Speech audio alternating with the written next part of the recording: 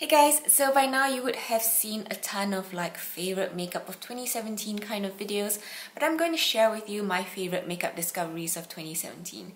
So I'm not really part of any PR lists, so I do not get new makeup releases. I have to buy them on my own, and so I can't possibly have everything that the makeup industry has released. And so some of these products may or may not have been released in 2017, but I found them in 2017. I used them and I fell in love with them. And it's not makeup that I have discovered and loved previously, it's all in the year 2017. So that is what I'll be going through today, and I hope you guys enjoy it. So to start off, we have primers, and the first one is the Becca Velvet Blurring Primer. So I really like this because it really gives my face a matte finish and it helps to blur my pores a little bit, and it helps to control oil on my face. If I want to have more pore coverage and have them filled up a little bit more, I use the Aritum Pore Master Sebum Control Primer. So this is a Korean beauty brand and it is actually really cheap and affordable. This has been said to be a dupe of the Benefit Professional, but I do not own the Benefit Professional, so I can't really compare them. But I think the texture and consistency of it is very similar. So this one really fills up my pores and provides a smooth and even canvas for my foundation. And then we have the Colourpop Amethyst Crystal Priming Spray. So this is only $6 and you get it in a really nice bottle. It's glass and I really like the formula of this. The Amethyst one is targeted towards oily skin, so it's supposed to help control the oil on your face. I do find this to also help hydrate my skin before putting on all my makeup, so I really like this, and it does give a tingling feeling on the skin, but I kind of like that because I feel like the product is working. I tried a lot of foundations in 2017, but I managed to narrow it down to 4 foundations to mention in this favorites video. So the first one is the Estee Lauder Double Wear Foundation. This isn't new to many of you, but it was relatively new to me because I just discovered it last year and I fell in love with it. It provides me with a really flawless matte finish, and it has decent high coverage. So it also has very good oil control properties. So I really like this, even though the price tag on it is rather high. A more affordable option that comes pretty close to it is the Catrice HD Liquid Coverage Foundation, which is also a dupe for the Fenty foundation. So this one also provides me with a nice flawless matte finish, and it controls oil pretty well. It has high coverage and it lasts the whole day. Another favorite discovery is the Wet n Wild Photofocus Foundation. This one has medium coverage, but it works really well on oily skin, and it looks amazing on cameras, in photos and videos, and of course in person. The last one I would like to mention is the Etude House Big Cover Concealer BB. So I think this has got full coverage, like 5 out of 5 maximum full coverage. It will conceal everything on your face so that you have a flawless finish and perfect looking skin. So I really like this one, and it's got SPF as well, so that is always good for a sunny day.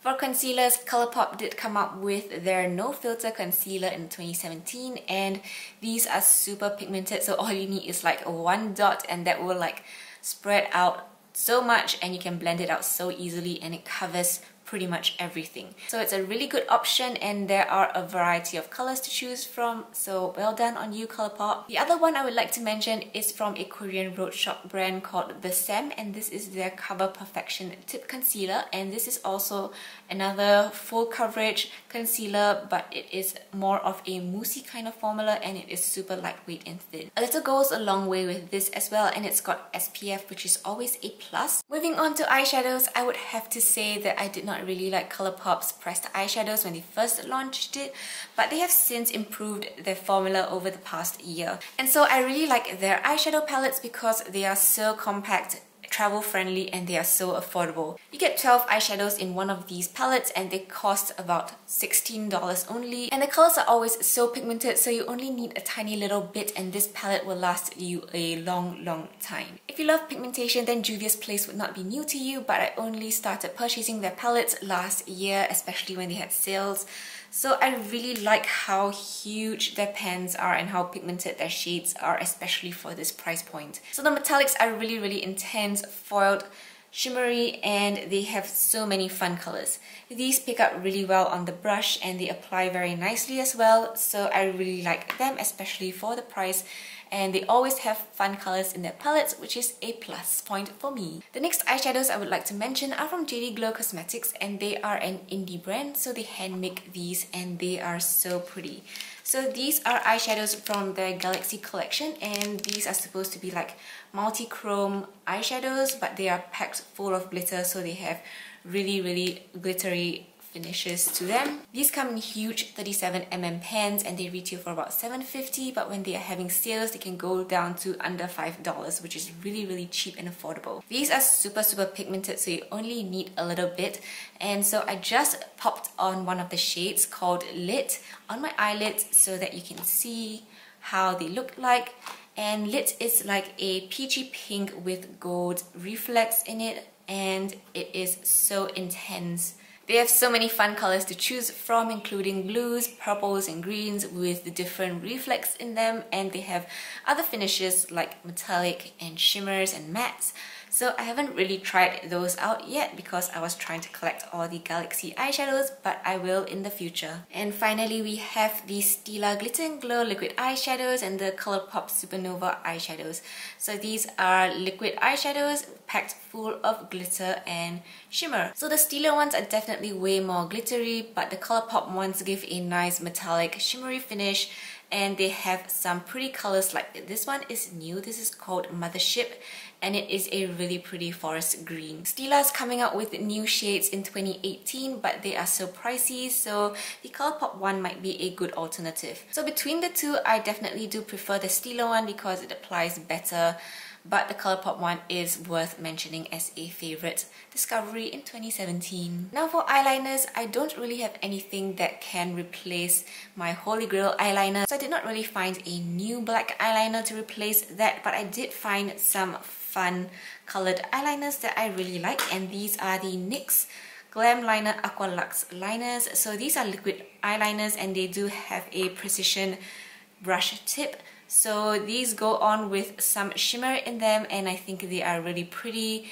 and they just add a fun pop of color to your eye look. For mascara, I did find a new favorite, and this is the Etude House Curl Fix Mascara. So this is really waterproof, sweat-proof, bud-proof, and it doesn't flake off or smudge on my eyes. So it does also help to hold up my eyelash curl, and I really like it. And along with it, I used the Dr. Mascara Fixer, also from Etude House, and this does have hair fibers to lengthen my lashes and help to hold the curls up. So I did do a review video on this, and if you want to know more, you can check it out. Moving on to blush, contour, highlights and all that stuff, I have some palettes. So this first one is the Double Play palette from Colourpop, and this was part of the Sand collection, I believe. And this one has got a really nice nudie blush shade, which I like to throw on for just a slight flush of color on my cheeks. And it's very neutral toned and I really like it. And the highlight is also very nice and natural, and it goes well with my skin tone. So overall, I really like this palette and it is one of my favorites. The other one is the Sonia Esmond Here Comes the Sun Super Shock Cheek palette. This has been discontinued, which is such a bummer because this one has got a really nice peachy pink blush with a gold duochrome to it. The gold reflex aren't too obvious, but the color of the blush is really nice. It's not too intense and it just gives your cheeks a nice natural flush. And the highlight is also very nice. It gives a nice wet look. So if you like the Super Shock cheek highlighters, you will like this as well, and the good thing about it is that it will not dry out. And the last palette from Colourpop is the Femme Rosa Caruche Her Face palette, and it's got a highlight, blush and bronzer shade. So I really like this combination, and especially the bronzer shade because it is a neutral toned brown and it is slightly too dark for me, but all I need to do is use a tap of the brush and blend it out on my cheekbones and that will suffice. And this blush color is also really pretty, especially for darker skin tones, and this golden highlight is also really nice, especially on darker skin tones. So overall, a very nice palette to use, and I always reach for this palette. To set my face, I have two face powders, and I would highly recommend these to anyone with oily skin. So this first one is the Innisfree No Sebum powder, and the other one is the Aritum Pore Master Sebum Control powder. If you look up reviews on this, it would be like a lot of people's holy grail powder, especially if you've dived into Korean beauty products. So these powders are really cheap and affordable. They come under $10, sometimes even $5, and they really help to mattify and keep your face shine free for the entire day. Finally, we have lip products, and this is so hard to choose because I love all of my lipsticks and my liquid lipsticks, but Wet n Wild came out with their Mega Last Liquid Catsuits in 2017, and this is by far my favorite matte liquid lipstick formulas, and I have ranked this at number 1 on my liquid lipstick ranking, and you can check out my whole list of liquid lipsticks ranked in one of my liquid lipstick review videos. So I really like this formula because it is pigmented and so comfortable, and it lasts the entire day, and it is matte and transfer proof, so it really ticks off every criteria that I have for a good liquid lipstick. Another one is the JCat Lipfinity Matte Liquid Lipstick, and these are waterproof, and so they last a little bit longer than the Wet n Wild ones, and they are also super comfortable to wear the entire day. So these two options are really affordable, and you can find them at various drugstores. I also absolutely love the Ciate Glitter Flip liquid lipsticks. So these go on as a metallic matte liquid lipstick, then you press your lips together and it becomes a glitter liquid lipstick. So this is super fun to play around with, and they have such pretty colors, especially this mermaidy one, and it is also really comfortable to wear, especially for a metallic or a glitter liquid lipstick. Last but not least, we have setting sprays, and my absolute favorite is the Colourpop Aventurine Crystal Setting Spray. So this one is for oily skin, and again it does have that tingling feeling, but I feel like that shows that the product is working. The mist itself doesn't spray out very well, but I think the formula is amazing, and it helps to give my skin a little bit of hydration and keep the oils at bay. So I really like it, and I need to stock up on it as well. The other one that I really like is the Wet n Wild Photofocus Matte Finish Setting Spray, and this is relatively new because they had the white version and then they came out with this black version of it. And so this is really compact to travel around with as well, and the spray on it is very nice, fine, and evenly spread out. So really nice, and it keeps my face looking matte all day as well. So I really like it. And that, my friends, concludes my favorite makeup discoveries of 2017. I definitely did try out a lot more makeup, but it did not make it into the favorite discoveries of the year. So I hope you guys found it enjoyable anyway, and I hope you found some new recommendations for makeup. And yeah, so I'll see you guys soon in my next video. Bye bye!